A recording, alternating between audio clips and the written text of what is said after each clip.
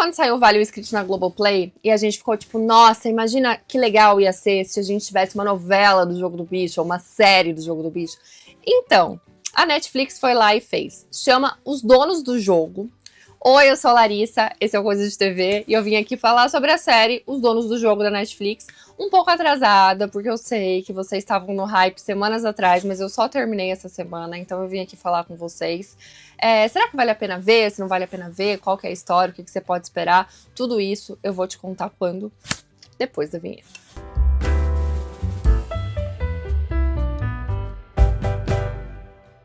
Bom, Donos do Jogo é uma série que fala basicamente sobre o jogo do bicho, certo? Ou da contravenção, né, como se fala ali no Rio de Janeiro. Se você não assistiu o Vale o Inscrito, eu vou explicar um pouco pra você. A contravenção, o jogo do bicho, apesar de não ser uma coisa exatamente legal, ela tem uma cúpula, ela é uma coisa organizada, tem uma cúpula ali que cuida das operações, que divide quem que vai cuidar de cada zona, de cada parte e tal.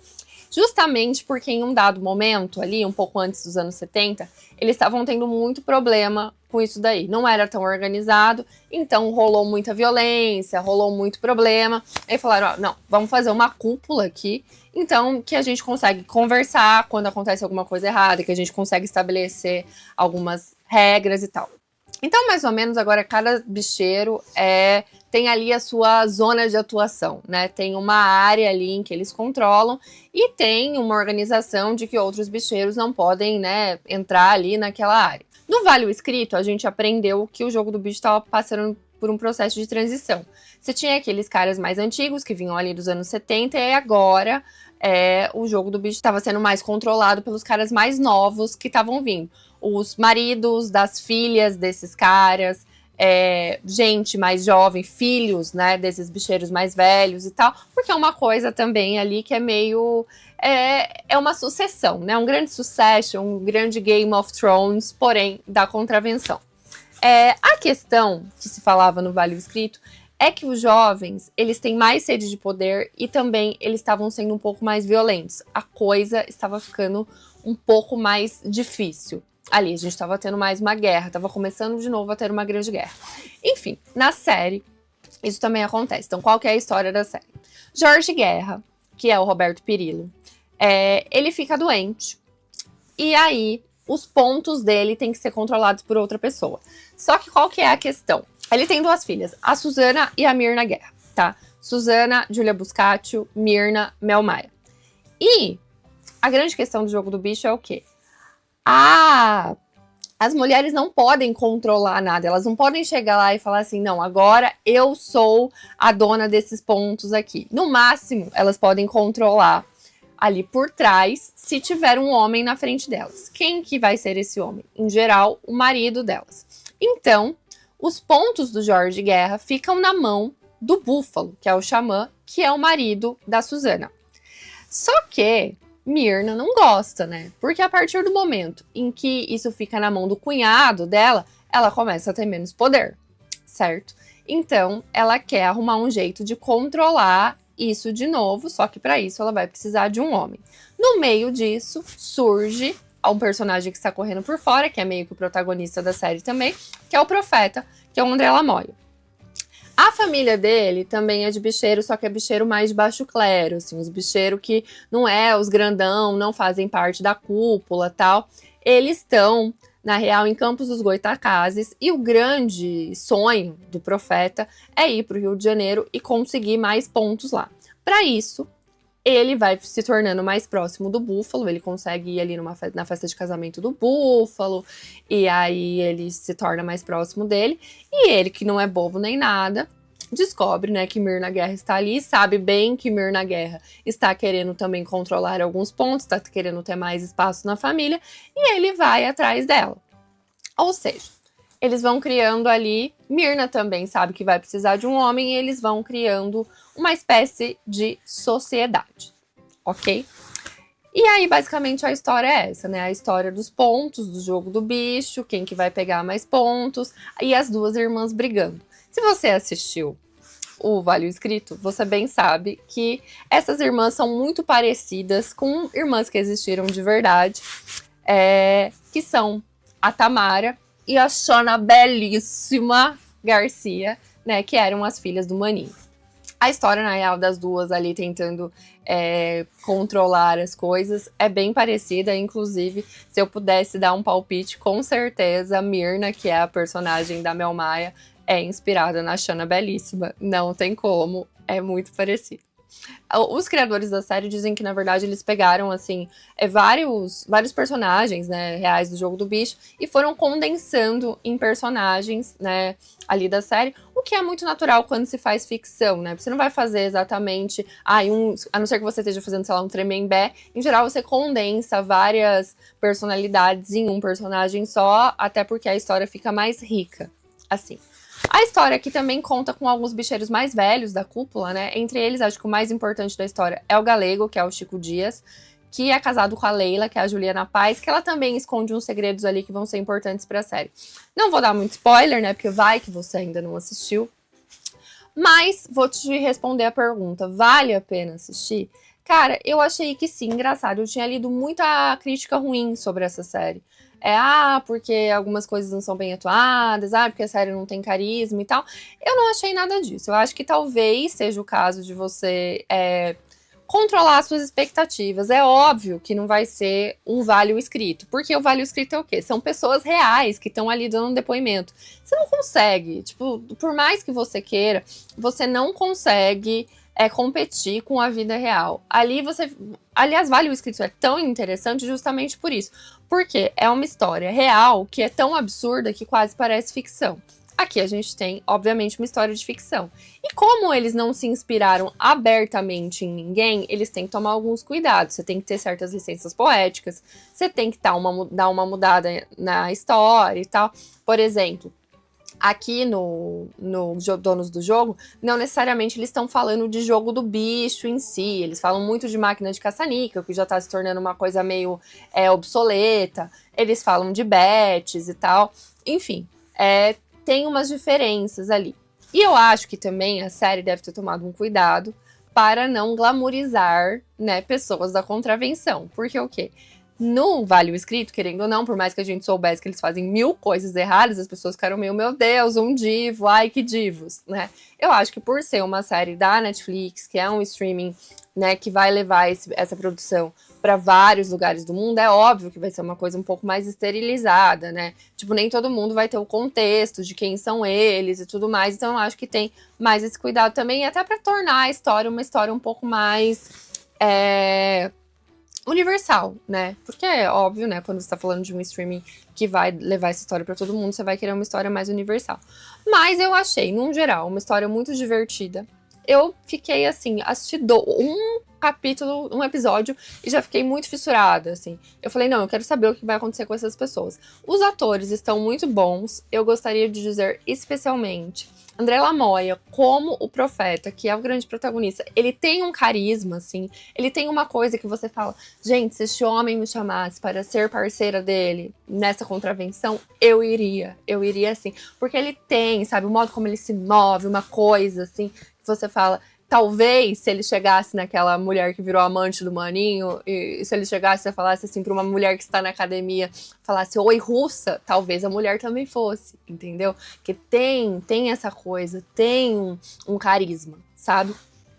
A Mel Maia também está muito bem, fazia tempo que eu não via a Mel Maia atuando, a gente tem muita ideia da Mel Maia ali como criança, né? Ela teve na novela da Rosane Svartman, mas assim, num papel grande e tal. Eu acho que aqui ela está muito, muito bem como a Myrna. Ela também tem carisma e ela tem essa dualidade, ela tem essa coisa da sede de poder que eu acho que é bem interessante. Júlia Buscaccio, como Suzana, também tá muito bem. Eu acho que ela é a irmã que é mais analítica, né? Que ela é menos da emoção, menos da coisa. E ela consegue fazer super bem. E eu acho que eu tenho que falar muito do Xamã. O Xamã que está fazendo o Búfalo, ele tá fazendo um bandido agora em Três Graças. E é incrível como você não consegue, apesar deles dois serem pessoas que estão metidas com coisas erradas, que estão fazendo, né, mandando aí fazer mal para outras pessoas, etc, etc. Você não consegue dizer que são a mesma pessoa. Tipo, eles têm modos de se mexer diferentes, eles têm sotaques diferentes, óbvio, né? Porque um é carioca e o outro é de São Paulo. Eles têm, enfim, não é a mesma pessoa. Você olha e você fala, não, eu sei que são 2 personagens diferentes. Eu não olho pro Xamã fazendo o Bagdá e lembro do Búfalo em nenhum momento. Assim como eu tava assistindo o Búfalo, já vendo a novela Três Graças há algum tempo, e eu não lembro que ele é o Bagdá. Então, assim, é uma coisa muito bem feita. O Chico Dias e a Juliana Paz também estão super bem. Temos ótimos outros atores, como, por exemplo, Otávio Miller, o Tuca Andrade, o Stefano Essercian, eles aparecem menos, essa galera ali da contravenção das histórias secundárias aparecem menos. E eu acho que é muito legal também, porque a gente tem o quê? Gays trambiqueiras, gays empinando de moto. A gente tem um casal gay aí na história, que eu acho que também traz outro tipo de... outras camadas para a situação, sabe? Que eu achei muito divertido e tal. Então, assim, acho o texto bom e acho que é uma história que te prende. Tipo, eu sei lá, eu fiquei até o fim querendo saber o que vai acontecer. Que é aquela história, né, das coisas girando o tempo inteiro. Essa pessoa agora está no poder, mas ela pode ser levada do poder a qualquer momento. Você tem a cúpula por trás, você tem outras histórias que estão acontecendo ali, secundárias à grande história das 2 irmãs e da sede de poder ali, para ver quem que vai ficar com os pontos do Jorge Guerra e tal. Você tem as historinhas ali da família, do profeta. Então, assim, eu achei muito interessante. As críticas falavam muito de, por exemplo, do fato da série ser muito pesada e ter muito palavrão. É uma série sobre o jogo do bicho que se passa no Rio de Janeiro. Não sei o que vocês esperavam. Vocês esperavam que esses bandidos chegassem falando: oi, com licença, será que a gente poderia, por favor, por obséquio, tirar o seu ponto de você? Tipo assim, é óbvio que você vai ter alguma questão de violência e você vai ter palavrão. No Rio de Janeiro é muito mais normalizado falar palavrão. Vocês já foram ao Rio de Janeiro? Fica aí a pergunta, porque assim, tem gente que acha que eles são mal educados justamente porque é muito normal que você fale palavrão e eu não vejo problema nenhum. Eu acho que, inclusive, a série ficaria muito esquisita se eles tivessem feito uma linguagem aí mais ok, uma linguagem mais lapidada para que as pessoas não ficassem chateadas ou qualquer coisa do tipo. Enfim, né? Essa é a minha opinião. Outras coisas que eu ouvi dizer é que, tipo, mas tá muito esterilizada a série, né? Tipo, tem muita cara de produção da Netflix. Gente, é uma série da Netflix, né? Realmente, eu acho que não tinha como você também ter esse tempero extremamente brasileiro. Eu acho que é uma série bastante brasileira, porque é uma história brasileira. Então, você vê ali, né, certas coisas que são do nosso país, mas é uma série que tem que dar certo também em outros lugares do mundo, porque estamos falando, como eu já disse, de um streaming que vai chegar a muitos lugares. Então, assim, é aquela coisa, a gente tem que alinhar as nossas expectativas para o que a coisa pode te oferecer. Também não dá para você esperar pegar a banana de uma macieira. É isso. Então eu não achei, na verdade, muitos pontos negativos, assim. Eu acho que talvez um pouco de desenvolvimento de algumas histórias secundárias, eu acho que, uma coisinha ou outra, às vezes um texto meio assim, mas nada que, nossa, abalasse muito a minha experiência. É a melhor série que eu já vi, é uma coisa extremamente, assim, mega bem pensada, mega bem feita. Nossa, é a melhor série do streaming que eu já vi nos últimos... Não, mas é um ótimo entretenimento. E às vezes o que eu preciso é um bom entretenimento. Então eu acho que essa série, assim, cumpriu o papel, me entreteu. Eu assisti os 8 episódios bem alucinada, achando tudo bem divertido. É a série que eu pegava um lanchinho pra assistir, assim. Eu cheguei cansada em casa, trabalhei muito, nos dias que eu tava trabalhando muito. Eu falava, não, agora eu vou assistir minha serinha dos bicheiros.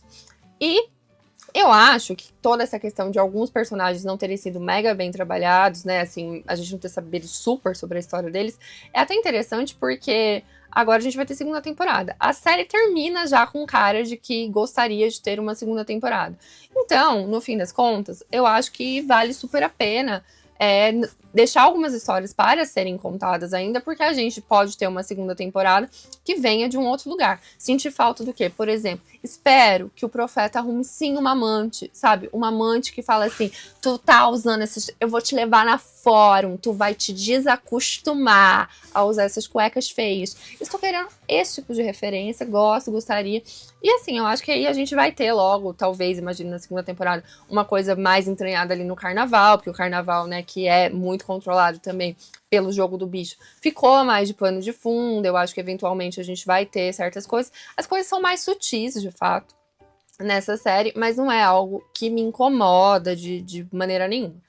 No geral, acho que um ótimo entretenimento. Eu acho que é bom a gente ver uma série brasileira que consiga, né, nos entreter. Eu acho que a gente tá numa fase boa de série, né? A gente teve Tremembé, que é essa farofinha da prisão, que também entretém horrores. A gente tem essa, que também é um bom entretenimento. E a gente tem aí a série da Ângela Diniz, que eu acho que é uma grande produção, que eu estou, inclusive, muito obcecada. Fui ouvir Praia dos Ossos, fui atrás da história da Ângela, eventualmente, depois que sair mais episódios, porque sai só um por semana, eu devo vir aqui também fazer um outro vídeo. E é isso, gente, é isso. Gostei muito desse universo, achei que foi muito esperto deles usarem esse universo. Eu sei que já teve a novela Pecado Mortal, pelo amor de Deus, não venham aqui dizer, eu sei que já existiu a novela Pecado Mortal, mas eu gosto da ideia de ser uma coisa mais condensada, uma coisa com menos personagens, uma coisa que realmente seja, assim, mais rápida, mais dinâmica. Eu acho que uma novela do Jogo do Bicho também seria tudo, mas eu acho que em moldes um pouco diferentes de Pecado Mortal, daí sim. Mas, de qualquer maneira, eu acho que a Netflix arrasou, os atores estão arrasando, estou ansiosa para que tenha uma segunda temporada. Assim, como eu disse, nenhuma grande, não reinventou a roda, não fez nenhuma grande coisa, mas eu achei uma série muito boa para nos entreter, e às vezes eu quero. É uma série pra me entreter. É isso, conta pra gente o que você achou, se você assistiu, se você gostou. Se você não gostou, é isso. E até o próximo vídeo. Beijo!